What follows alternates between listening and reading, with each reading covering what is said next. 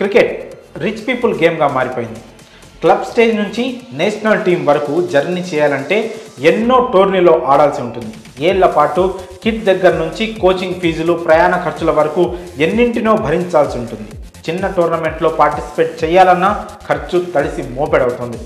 అలాంటిది ఏళ్ల పాటు ఓపిక్గా ఆడుతూ అత్యున్నత దశకు చేరుకోవాలంటే ఫైనాన్షియల్ సపోర్ట్ ఉండకపోతే సాధ్యం కాదు. కానీ కొందరు క్రికెటర్లు మాత్రం పేద మధ్యతరగతి కుటుంబాల నుంచి వచ్చి కూడా తమ కలల్ని నెరవేర్చుకుంటున్నారు. అలాంటి వారిలో ఒకడు ప్రస్తుత భారత captain Rohit Sharma.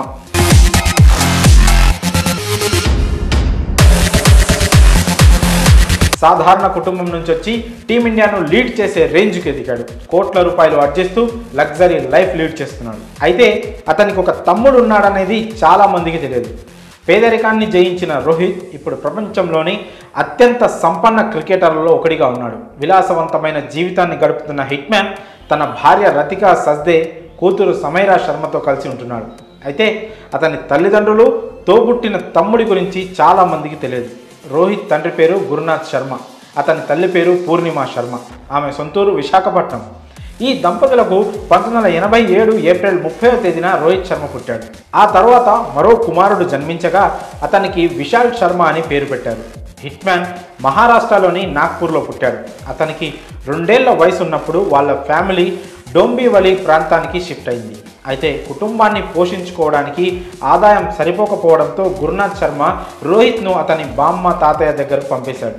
Hit మ్యాన్లోని cricket టాలెంట్ను గుర్తించిన అతని అంకుల్ ఒక క్యాంపులో చేర్పించాడు. 14వ ఏట క్రికెట్ క్యాంపులో జాయిన్ అయిన రోహిత్ ఒక్కో మెట్టు ఎక్కుతూ టీమిండియాలో కీలక బ్యాటర్గా, ఆ తర్వాత కెప్టెన్గా మారాడు. భారత జట్టుతో పాటు ఐపీఎల్లో ముంబై ఇండియన్స్ తరఫున ఆడుతూ బాగా సంపాదించాడు. అలాగే యాడ్స్ ద్వారా భారీ మొత్తంలో డబ్బులు వెనకేసుకున్నాడు. అయితే ఎంత సంపాదించినా తన కుటుంబాన్ని మాత్రం అతను వదలలేదు. తన క్రికెట్ అకాడమీలను పర్యవేక్షించే బాధ్యతల్ని తమ్ముడు విశాల్కు అప్పగించాడు. ఇండియాతో పాటు సింగపూర్లో ఉన్న రోహిత్ క్రిక్ కింగ్డమ్ అకాడమీ ఆపరేషన్స్కు విశాల్ హెడ్గా ఉన్నాడు.